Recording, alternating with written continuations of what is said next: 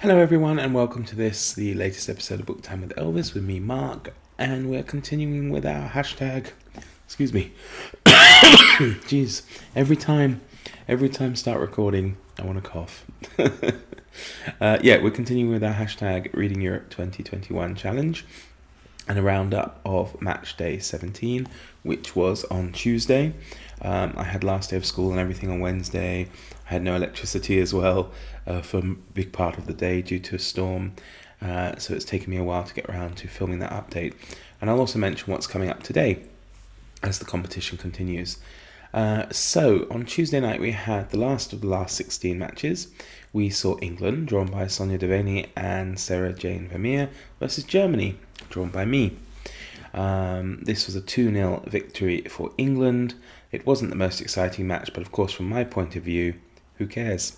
I may have Germany as my team in the competition, but I am of course an Englishman born and bred, so I was pleased, very pleased with the result and the 2 second half goals that secured it. It's the first time England's beaten Germany in the knockout stages of a major tournament since 1966, so I'm only 41, so it means it's never happened in my lifetime until now. So there we go.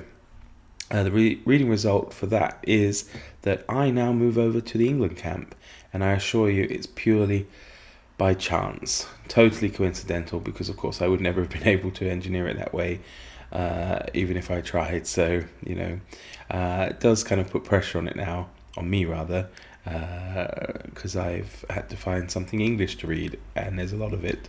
But it's quite funny, because some of the authors I was thinking about, I was like, oh no, I can't read him. He's Welsh, or I can't read her. She's Scottish.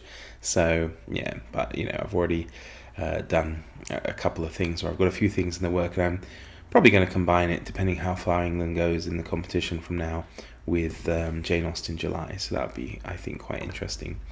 The second match that took place on Tuesday was Sweden, drawn by Zosia Melodia and Hester Dunlop, versus Ukraine, drawn by Katja Read-Write-Create and Barta Hordes.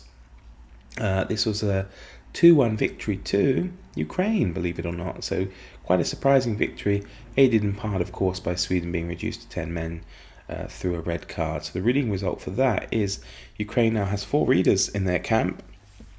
Katja Read-Write-Create, Barta Hordes, Zosia Melodia and Hester Dunlop all are now pulling for Ukraine in this competition.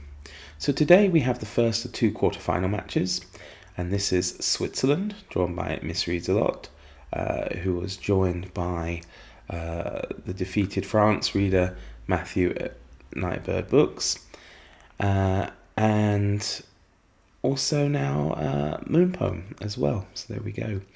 They are taking on Spain, drawn by Margaret D., The Book Rook, John Warner, Jane Petrie and Karen Evans, so it's quite full over there.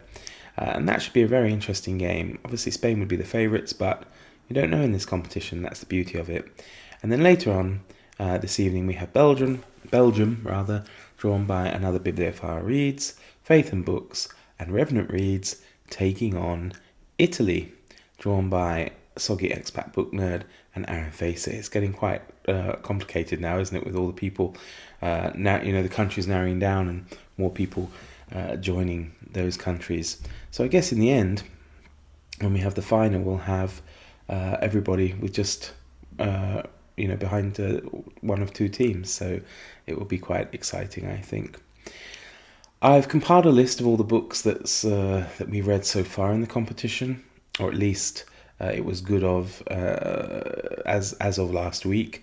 So perhaps there are more to be added. I'm going to put it in a Google Drive file and allow the participants to edit it if they wish. And it will make a nice record to show what we've read, and also a nice thing for you, the viewers, to look at if you wish to have some recommendations of some European literature from some pretty obscure places as well, and some pretty obscure works perhaps. Maybe not to the people from those countries, but certainly to those of us brought up in the English-speaking world. So there we go. So I'll be back tomorrow, I suppose, with the results, and look forward to seeing you then. So thank you very much for your time. Take care. All the best. Bye bye.